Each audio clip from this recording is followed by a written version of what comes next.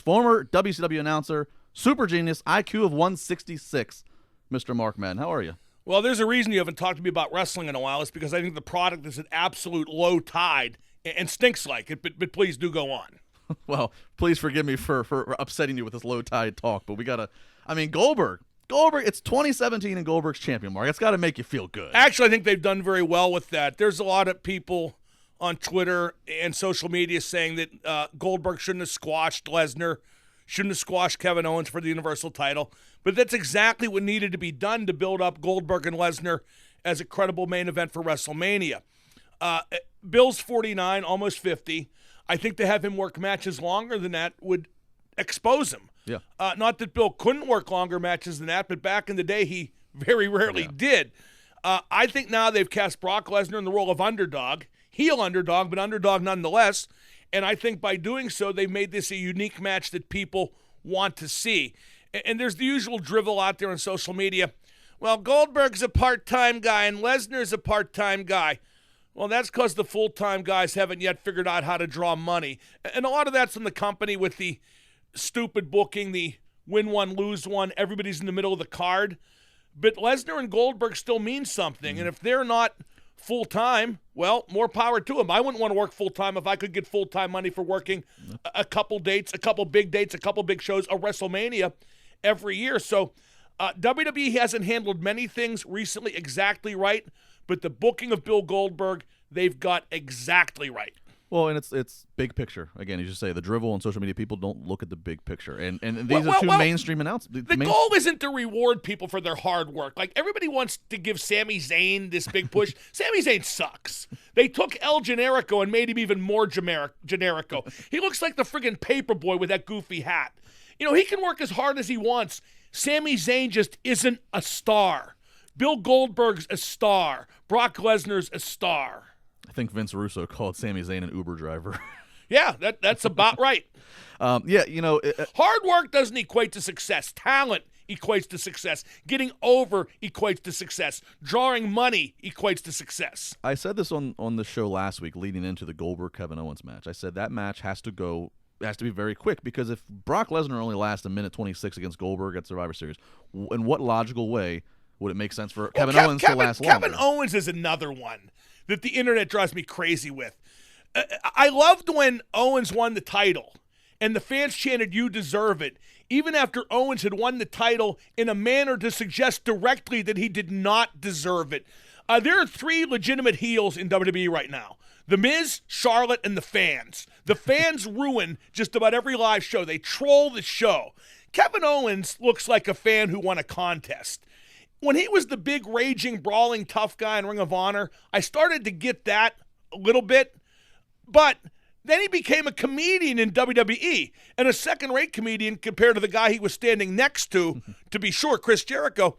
He's a guy who walks out there with a gut and gym shorts. And I'm supposed to, perceive him as a champion, perceive him as this big deal? I just don't think so.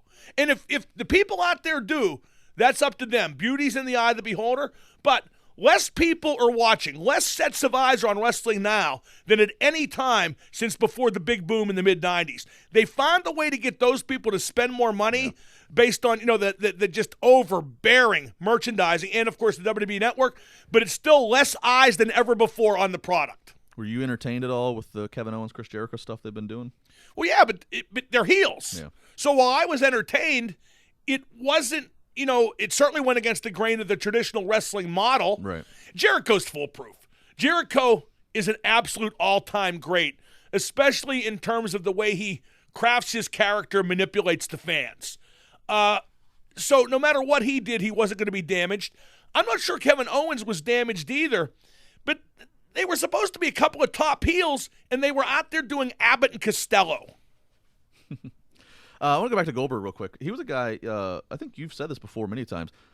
Bill was a guy that he liked your commentary because of the way you portrayed Well, I him. liked commentating on Bill's matches. I always said I would sound real when I did Bill's matches because Bill was real, and he still is real. And I enjoyed doing his stuff. I thought he had the air of a legitimate athlete, a legitimate champion. And that was, very carefully crafted at the time by the company. Eventually it all went to excrement because they they went in a sadly bad direction with Bill. But I think Bill, as he was portrayed through the winning streak in WCW, and as he's portrayed now, he's very believable, and that counts triple now, a time when believability has gone right out the window. I'm a big fan of Bill Goldberg.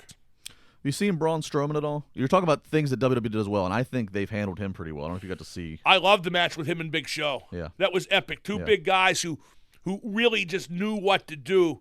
I think Big Show's always been underrated as a performer. There's only so much he can do because of his size, but that match, I think he really put his mind to it. I think he led the match and really had things figured out from move to move. So I give both performers a lot of credit there. I was a bit surprised Roman Reigns beat Braun Strowman. I think maybe it was a little early to do that, but let me tell you, they're totally committed to Roman Reigns as a babyface, although – well, this Undertaker thing, he's almost bound to turn heel for a while. They're committed to Roman Reigns as a top guy. It's safe to say that, and they should be. The fans are, well, you can't really say the fans are wrong because the customer's always right, but maybe they are wrong when they're there to troll the show. Yeah. What I would do if I were WWE, and there's no way to do this, I would sell the tickets to big events, okay? Then I would sell a second set of tickets to another group of people and void the first group's tickets and let the second group come in because that second group wouldn't ruin the show. It's the same people at all these shows, all these Raws, all these SmackDowns, all these pay-per-views, and they ruin the show, or at least try to. That's true. They love to take a hostage. That's become the new, especially CM Punk chants and whatever else. Well, the CM Punk thing, I got to tell you, you were right on before. I don't know what the big allegiance is to him. He quit of his own volition, and after he got rich because of these fans. He was a big deal, but not that big a deal. He's not up there with a Flair or a Hogan. He was an above mid-level star who cut a good promo, didn't look the part at all. The best thing I could say about CM Punk is he was an overachiever, and that's not a bad thing. Given his build, his look, his circumstances, being an overachiever who made that much money, that's a good thing. But that's the most accurate word to describe him. Not legend, but overachiever. Mark, former WCW announcer. What do you think of the announcing today in WWE? Well, there's too many voices on mic. Yeah. I mean, 3 and 4 voices on mic. Sometimes guests jump in there. I think Corey Graves is really good. Yes. But you know why he's good? Because they let him be a heel. Mm-hmm. I wish, I love Lawler. I mean, I think sometimes he needs a break because he goes off the beaten path, but I love Lawler. JBL's an absolute travesty. On my worst day, I was twice as good as JBL. He's just absolutely useless. I feel bad for all those guys, though, because they have, a madman screaming in their ear all the time.